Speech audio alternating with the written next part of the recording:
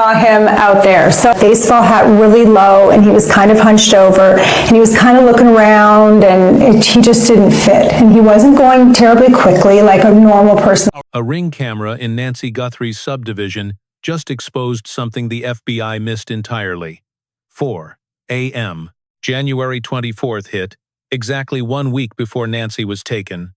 A stranger stalked through the community, but he was not heading to a vehicle, nor was he walking his dog. He avoided doing anything a legitimate resident on that street would actually be doing at 4 in the morning. He pressed his face flat against glass windows. He grabbed exterior door handles. He meticulously tested whether your home was unlocked. He drifted between properties as if running a systematic inspection. He did all this while leaving his facial features completely exposed. He wore no mask, no drawn hoodie, and 0 sunglasses, leaving absolutely nothing between his identity and every single neighborhood camera. Since he grabbed those entryways barehanded, his distinct fingerprints remained directly on those doors, just sitting there waiting for collection. The FBI explicitly demanded video records for this precise date. They avoided general canvassing and bypassed standard neighborhood sweeps. Investigators knocked on doors and specifically requested files from January 24th by name, which proves they knew a major incident occurred on January 24th before they ever approached a resident. Now, here is the chilling detail keeping every dedicated case follower completely locked in. This prowler, the intruder caught clearly on film at 4 in the morning with his features entirely visible, is absolutely not the suspect spotted on NY's porch. We are looking at 2 distinct individuals, 2 separate profiles, 2 behavioral signatures, haunting one subdivision 3 weeks before an abduction. If this intruder remained this recognizable on video, and his fingerprints cover door handles across an entire residential block, why has the FBI kept his identity a total public secret? Why does this suspect remain nameless today? What does their prior knowledge of this specific prowler actually reveal regarding the true depth of this ongoing federal probe? Before continuing, understand this breakdown relies entirely on analytical frameworks built from public reports by named investigative journalists and fully verified news organizations. Every theory forms an analytical structure rooted in established facts. We are not leveling accusations against any specific named or anonymous individual here. This remains a highly active federal operation. Nancy Guthrie's family demands answers, making that our sole motivation for examining this brand new surveillance tape. Let us establish the verified facts first. Rampant speculation currently surrounds this narrative, meaning the exact chronological details matter more than ever before. On March 16th, investigative reporter Brian Enton, acting as one of the most relentlessly accurate journalistic voices covering this ordeal, broke news that stopped the entire true crime community cold. Federal agents, operating under the active investigation into Nancy Guthrie's disappearance, revisited her neighbors, carrying a highly targeted demand. They were not asking for tape from February 1st, the day Nancy was abducted. Agents wanted tape from January 24th instead. They framed this specific Saturday as a timeline window of extreme interest. A Saturday, exactly 8 days before Nancy Guthrie stepped through her front entryway in Plainfield, Indiana, vanishing from the face of the earth 8 days prior. Now, you have actively tracked this mystery. You know exactly what a door-to-door federal sweep for a singular date implies. They already possess the February 1st recordings. They hold whatever NY's personal cameras managed to catch. Doubling back to scour a block for a date 3 weeks prior completely defies standard protocol. That represents a targeted intelligence operation. That is the Bureau signaling through action that a specific January 24th event directly ties into whatever violently interrupted Nancy's life. Now we finally know the truth. The nerdy addict, reporting via the Megyn Kelly Show, cited updates from Ring Neighbors community boards, local notification networks, shared across set radiuses. What those forum updates detail brings a uniquely terrifying kind of alarm. A stranger prowled NY's street near 4 in the morning on January 24th, staring through glass and aggressively pulling door latches. He struck more than one property. He hit multiple residences, systematically testing various access points along one street. This brings us to the exact detail keeping detectives and dedicated sleuths hopelessly fixated. This prowler exerted zero effort toward hiding his identity. He wore no mask, utilized no gloves, and kept no hat pulled low. His features remained completely exposed on film. Because he grabbed those metallic entryways barehanded, he smeared usable fingerprint evidence across countless surfaces. Let that chilling reality sink in for a moment. The attacker who eventually snatched Nancy Guthrie, the phantom haunting her porch on the morning of February 1st, wore thick gloves. They masked their features entirely and operated with absolute, textbook counter-surveillance precision. That operative knew security systems watched them. Recognizing that digital exposure meant guaranteed ruin, they took calculated measures controlling their digital footprint. The porch phantom's behavioral profile reveals someone deeply educated on Walloos, analyzing what gets people arrested. The January 24th prowler functioned in an entirely separate realm of logic. That stark behavioral split explains exactly why Megyn Kelly's panel reviewed the data and decisively ruled these out as being the same suspect. Who exactly is this January 24th intruder? This pushes our analysis into fascinating territory. Depending on which framework you apply to that January 24th ghost, the fallout for this entire investigation shifts radically. The federal authorities hunted this specific face before anyone even knew she was in danger. Why? Because the FBI protects an internal working theory about him, and breaking down what that means changes everything. Theory 1. The random prowler. Megyn Kelly personally proposed this exact scenario during her recent broadcast segment, and we absolutely need to take her seriously. She never wastes time dealing in baseless or reckless speculation. Kelly noted this footage exposes a reality that most urban neighborhood residents completely ignore every single day. Unknown individuals, she explained, constantly wander around peering into homes and parked cars after midnight. The glaring issue? Most of us remain completely oblivious to their presence. Her ultimate conclusion argued that because this specific individual brazenly exposed his bare face, he probably did not kidnap anyone. This unconnected prowler framework labels the January 24th man a dedicated criminal, just not NY's actual attacker.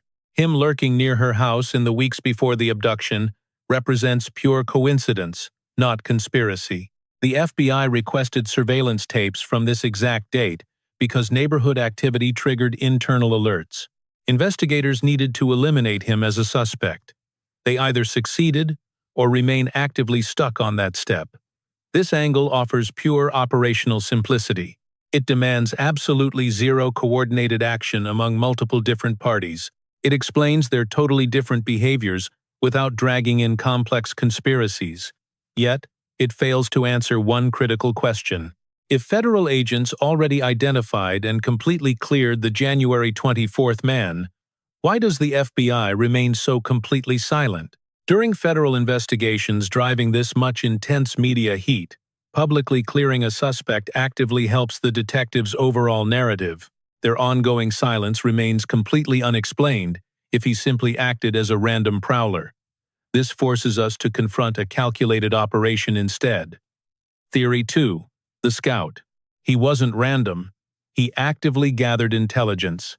Serious analysts currently tracking this abduction case heavily favor this precise, rigorous framework.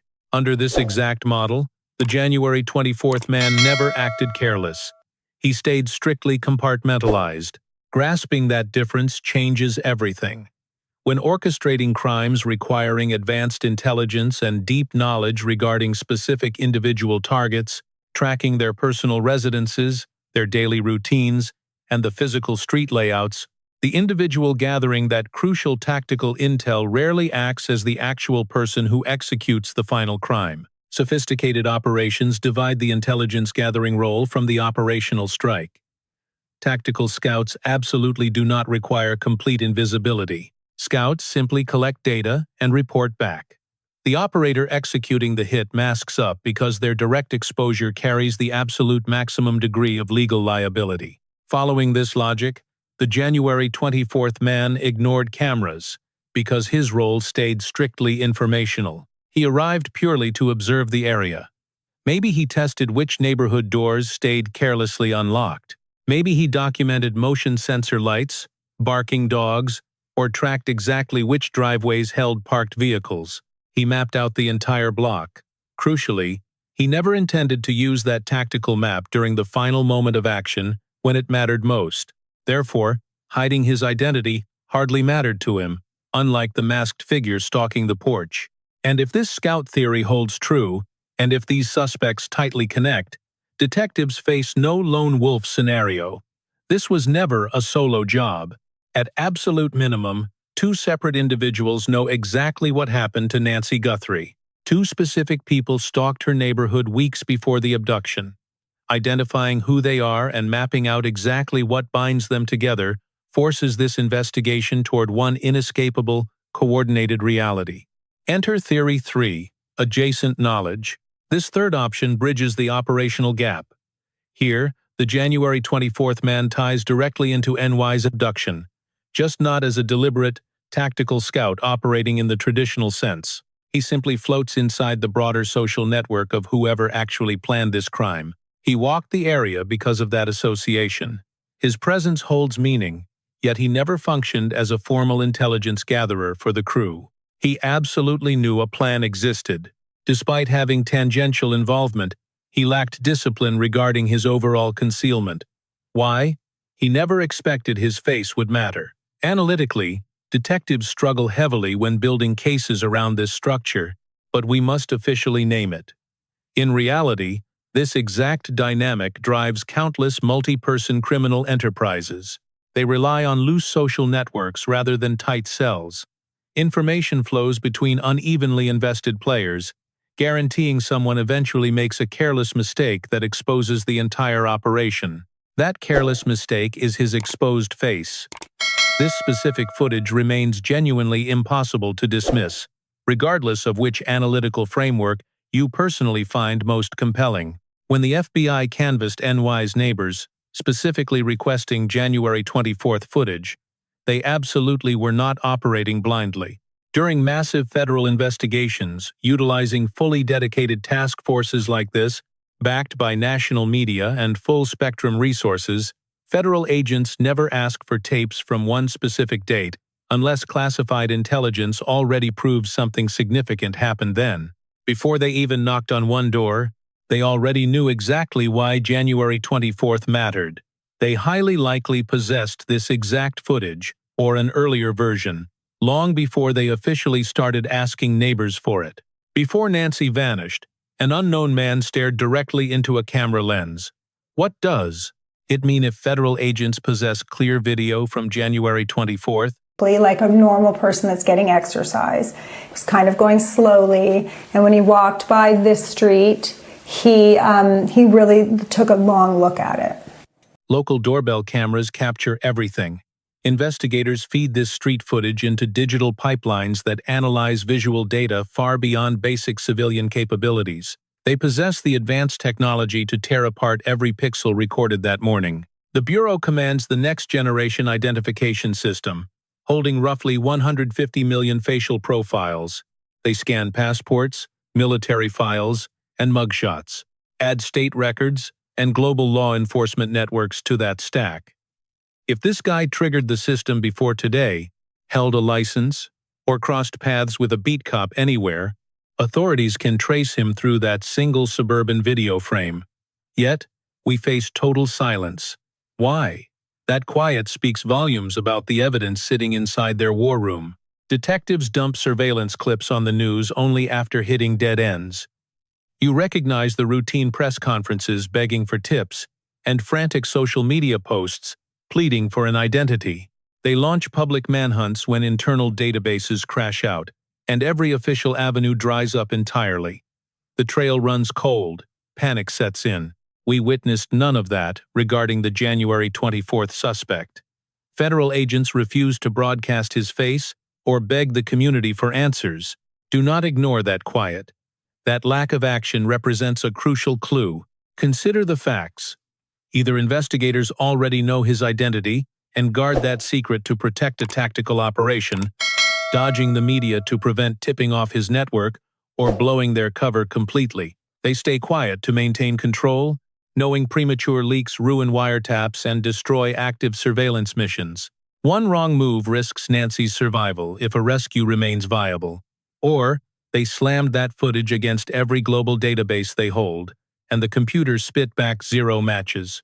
That reality means an unknown subject operates entirely off the grid, creating a vastly more complex tactical problem for the federal authorities working the case. Both scenarios reveal something crucial. Neither option offers a harmless explanation for the missing video. Do not believe they just lacked the time to process the video. Federal kidnapping units move at lightning speed. They act immediately. They already checked. The actual answer lies in the results. Consider the timeline next. Why request video from January 24th and January 11th?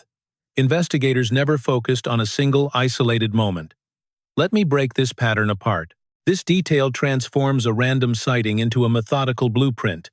We are watching someone run a textbook pre-operational surveillance campaign before executing a precise strike. Journalists at ABC News and News Nation confirmed agents canvassed NY's neighbors, hunting for footage across 2 very specific time blocks. They demanded tape from Saturday, January 11th, between 9 at night and midnight. They also wanted Saturday, January 24th. 2 specific dates. Both Saturdays. January 11th, which is something that I've reported before, that I've heard from other neighbors, but also January 24th, which is the Saturday. Nothing happens by chance. Predators choose Saturdays to run dry runs for highly technical reasons. You need to understand their exact mindset. City suburbs shift drastically when the weekend hits. Those subtle changes in foot traffic provide incredible cover if you need to track somebody. Monday through Friday features rigid commutes and predictable school drop-offs. Saturday shatters that strict rhythm completely. The rules disappear instantly. Neighbors sleep in, throwing off normal routines. More importantly, a stranger bleeding into the background draws way less suspicion. The mental roster of who belongs on the sidewalk fades when everyone alters their schedule for the weekend. Stalking someone on a Saturday exposes their exact weekend habits. The watcher learns their downtime. You need that intelligence if you plan to execute a snatch on a quiet weekend morning. Count the gap. 13 days separate January 11th and January 24th. Hold that thought. Look at February 1st. Nancy vanished exactly 8 days after that second sighting. Analyze the precise timeline. 13 days spanned the initial scouting missions. 8 days later, they took her away. Professionals structure surveillance exactly like this. Staggering visits every 1 to 2 weeks builds a rock-solid profile of the target's routine without raising any alarms. They learn her habits perfectly, without becoming a familiar face to the neighbors, through sloppy repetition. What really went down on January 11th between 9 at night and midnight? The public remains blind. Authorities refuse to detail the events of that night. We only know the time frame because they aggressively swept the area for the tape. They consider it vital. Demanding neighborhood video for a specific 2-hour window, 3 weeks before an abduction occurs, signals a massive break in the case. Something captured during those hours firmly ties back to the crime Nancy suffered. We know it. Analyzing the January 24th evidence reveals the concrete shape of what occurred during those specific hours. Step back and study the precise calculations driving this crime. We see 3 separate data points spread across 21 days. No sudden impulse drove this attack. No crime of opportunity happened here. A subject stood watching. Someone remained present. A watcher returned repeatedly to a quiet residential block to track one specific woman. They waited. They appeared one final time before sunrise, and she vanished completely. Targeted. That word defines the absolute reality of this entire case. Someone spent weeks watching before making a move. That reality should absolutely terrify you, because whoever executed this had time to plan, observe, had time to reconsider, and simply refused to walk away. The behavioral split is staggering. Megyn Kelly stated this perfectly, and her specific assessment carries serious weight here. The man seen on January 24th hides absolutely nothing about himself. That specific conclusion comes directly from a panel analyzing this entire case, and it completely matches what behavioral experts identify as a fundamentally distinct threat model. We need to put these two profiles side by side right now, because the contrast is absolute and dictates everything that happens next. Who was that on Nancy Guthrie's porch on the morning of February 1st, wearing gloves? Their face is angled and intentionally obscured in a completely deliberate way. Their approach to the house is meticulously measured. This is a predator who understands at a granular level that residential properties run cameras, that cameras log timestamps, and that hard footage inevitably gets subpoenaed, and whatever appears on that footage puts people in a courtroom. Their physical movement reflects a highly trained operational awareness of surveillance. Every single choice they made intentionally minimized their forensic exposure. Then we have the January 24th figure. They walk through a residential neighborhood at 4 in the morning, completely exposed, pressing their bare face against window glass. Doing that puts their exact facial features and distinct physical characteristics right against surfaces sitting directly in camera range, while grabbing door handles and knobs completely barehanded, leaving behind friction ridge detail and biological material, potentially DNA, on every single surface they touch. They never pull a collar up. They never angle away from cameras, simply moving through the physical space, like the concept of concealment literally never crossed their mind. These are not two separate versions of the same person on different nights. These represent two categorically completely different operational profiles. You simply do not go from carefully managing your facial exposure on a porch camera to violently pressing your bare face against a random window at 4 a.m. The entire threat model is completely different. The internal risk calculus is entirely different. The baseline level of counter-surveillance awareness completely shifts. These simply cannot be the same individual. And this is exactly the massive behavioral discrepancy Megyn Kelly's panel zeroed in on. It is not about hair length, height, or general build. Those details easily change with standard disguises or tricky camera angles that make accurate assessments impossible. It always comes down to behavior. It highlights exactly what a person does when they believe or do not believe they are actively being recorded. The porch figure behaves like avoiding recording devices is their primary objective. The January 24th figure walks around like being recorded has literally never occurred to them. Here is exactly where the entire situation becomes incredibly complicated, because pure behavioral inconsistency between two separate figures does not automatically prove they are directly connected. Two totally unrelated people running two completely distinct operational profiles can independently occupy the exact same geographic space. The prowler theory accounts for this exact scenario, yet it completely fails to explain the timing. It ignores the FBI's highly specific focus on January 24th as a date, and it certainly does not explain the distinct pattern of two separate Saturday visits in the 3 weeks right before Nancy was taken. When you place the behavioral analysis directly alongside the official investigative timeline, arguing for a direct connection actually becomes much harder to dismiss than arguing for random coincidence. Let us examine the scout theory in operational detail. It is not a stretch. It is definitely not some wild conspiracy construct.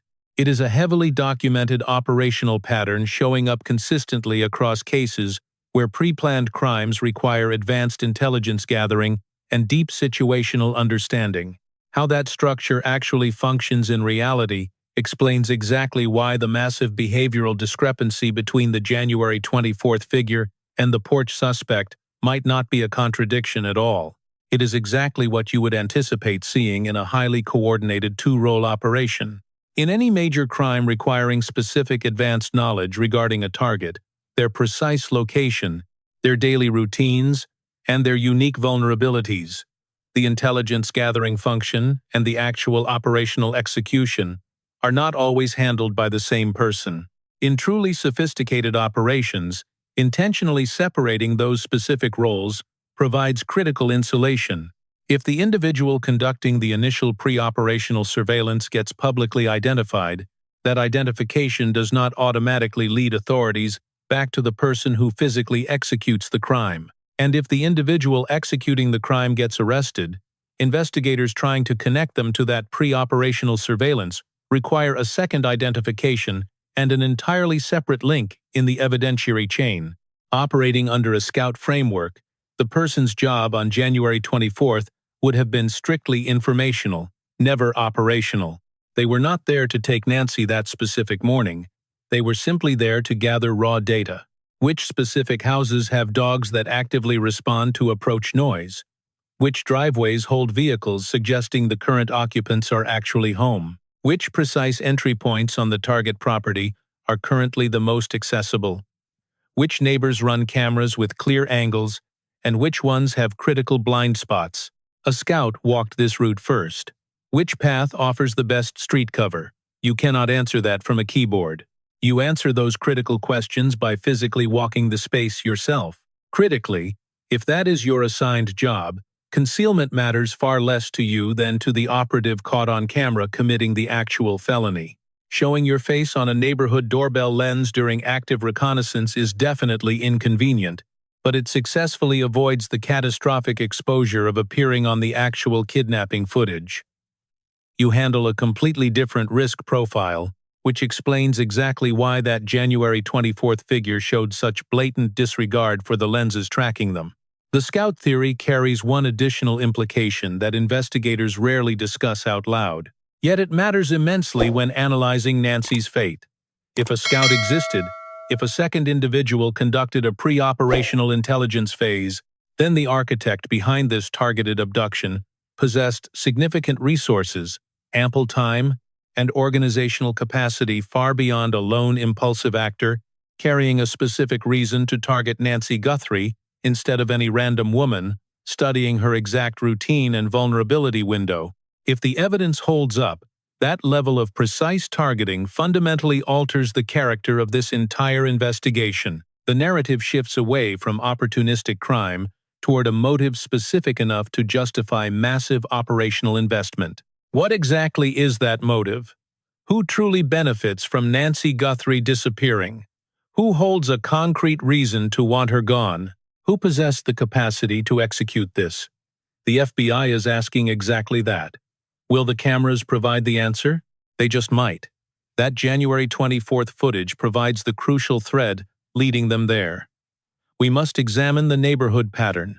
Neighborhood-level analysis in this case lacks the intense scrutiny usually reserved for the individual suspect profiles, because the Ring Neighbors Community Board evidence reveals much more than just a timeline for the January 24th prowler. It exposes the broader information landscape the agents navigate, and hints at what locals currently possess, without even realizing it. Ring Neighbors operates as no-fringe platform. It functions as a neighborhood-wide notification grid tied directly into local security hardware.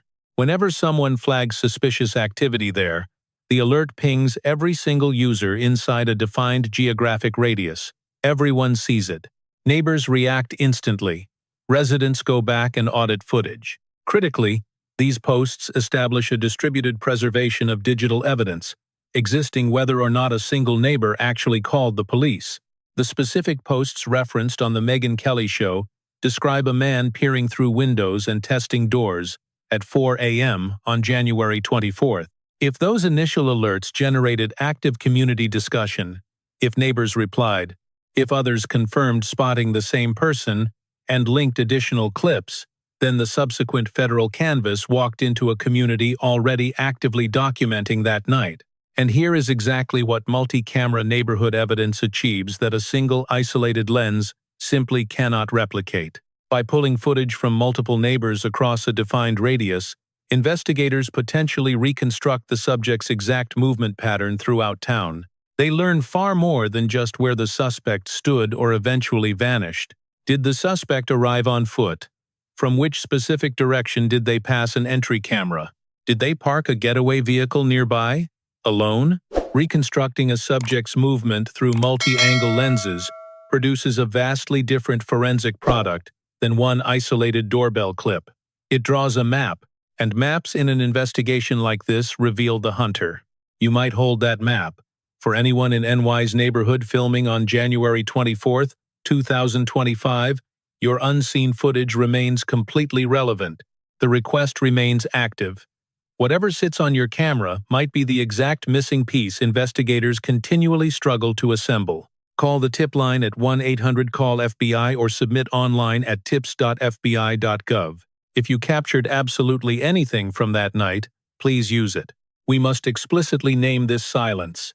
It represents the exact pattern that matters deeply in these cases, but rarely receives direct analysis. Brian Anton broke the January 24th detail on March 16th. That marks approximately 6 weeks after Nancy vanished. 6 full weeks passed between event and reporting. This detail surfacing now, completely bypassing an official press conference, entirely avoiding any formal public statement, leaking strictly through investigative reporting and community posts, reveals something incredibly specific about the information management strategy handling this case. Law enforcement heavily controls strategic information during active investigations. What goes public, exactly when, and through which specific channel. Agents make calculated decisions, not careless accidents. The FBI purposefully avoided calling a press conference regarding January 24th. A massive error occurred. Agents quietly requested highly specific neighborhood footage. We only discovered this quiet canvas because local residents gossip, digital community message boards exist, and reporters like Brian Anton pay close attention to notice. This quiet neighborhood sweep immediately reveals 2 vital facts about the investigation. First, federal investigators definitively needed to hide the fact that they purposefully flagged January 24th from potential suspects. Broadcasting that exact date warns the very suspects they hunt. Gathering video evidence in absolute secrecy prevents that. Second, agents likely possessed hard intelligence regarding January 24th long before ever knocking on those doors. They needed an independent evidentiary chain. They could not risk exposing the confidential source who originally provided that initial tip. What happens now? Neither of these paths moves quickly. Neither delivers the immediate arrest announcement that this entire community closely following the case currently hopes to witness in real time. Both scenarios describe an operation actively gathering raw data instead of racing toward any public resolution. From an outside perspective, an active evidence-gathering phase resembles dead silence. But silence during an active federal kidnapping probe never means nothing is actually happening. Understand the stark alternative. Silence signals intense background movement. They simply do not want the public knowing about these hidden actions yet. Where does that leave us? So, let us loop back to the beginning. A neighborhood ring camera caught a man pacing Nancy Guthrie's block at 4 in the morning on January 24th. Exactly 8 days before the abduction, his face registered completely visible on tape. He left his fingerprints smeared across local door handles. The FBI specifically requested this footage by date, and based on precise analysis from the Megyn Kelly show panel, this prowler is definitely not the individual seen on NY's porch on February 1st. This fact suggests the FBI hunts more than just one lone perpetrator. They might be actively tracking at least 2 separate targets. And what if one individual exposed his clear face and left physical fingerprints across an entire residential block on the exact date the FBI explicitly knew to investigate? Then agents absolutely ran that footage. They submitted the tape for facial recognition testing. They meticulously documented the resulting fingerprint evidence.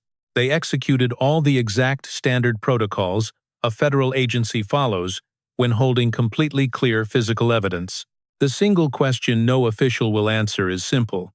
What exactly did they find after they finished processing all of that raw physical data? Only 2 possibilities remain. Either they successfully identified this specific prowler and continue working the lead in a manner they simply cannot publicly share, because going public might obliterate an active investigation. It could warn the network involved in NY's disappearance, sabotage an ongoing live hostage rescue, or physically endanger Nancy if a small window still exists to safely bring her home. Or they searched through every federal database available and came up completely and utterly empty. This alternative means the suspect built a total ghost life, leaving absolutely zero digital footprint across any FBI database. That creates a different problem with severe implications. Neither answer reveals Nancy's physical location to us today. Who holds the truth? Yet, one scenario firmly proves the FBI knows significantly more than they publicly admit. And in this specific case, where a 57-year-old grandmother, devoted wife, and mother, a beloved woman anchored in a community still fiercely fighting for her, has remained missing since February 1st. Who took her? We must consider the hard fact that a man paced her exact neighborhood 8 days before the abduction.